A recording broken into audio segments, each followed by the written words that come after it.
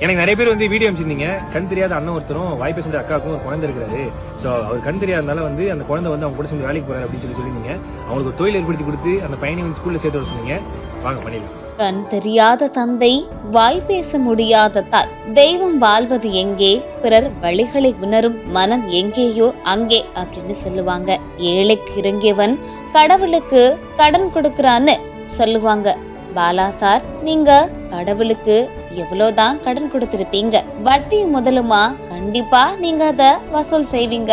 இந்த ஏழை தாய் தந்தையருக்கு உதவி செய்ய அந்த சின்ன குழந்தை வேலைக்கு போகிறான்னு கேள்விப்பட்டா எவ்வளவு வழிகளா இருக்கும். வலைதளவாசிகளோட கோரிக்கை ஏற்று அந்த தாய் தந்தையருக்கு சிறிய தொழிலுக்கு தேவையான உதவிகளையும் செய்து கொடுத்து அந்த பையனை பள்ளிக்கு போக தேவையான பொருட்களையும் வாங்கி கொடுத்து தானே பள்ளிக்கு சென்று அந்த குட்டி பையனை பள்ளிக்கூடத்துல விட்டுட்டும் வந்திருக்காரு பாலா. அந்த பையன் பள்ளிக்கூடத்துக்கு வரலனா இவன் சம்பந்தப்பட்ட எந்த ஒரு உதவி வேணும்னாலும் என்னோட நம்பருக்கு கால் பண்ணுங்க அப்படின்னு சொல்லி பாலா அவர்கள் அந்த பையனை பள்ளிக்கூடத்துல விட்டுட்டு வந்திருக்கிறாரு. கண் தெரியாத தந்தை, வாய் பேச முடியாத தாய்க்கு உதவிய இந்த நிகழ்ச்சிகரமான செயலை பலரும் பாராட்டிட்டும் வராங்க.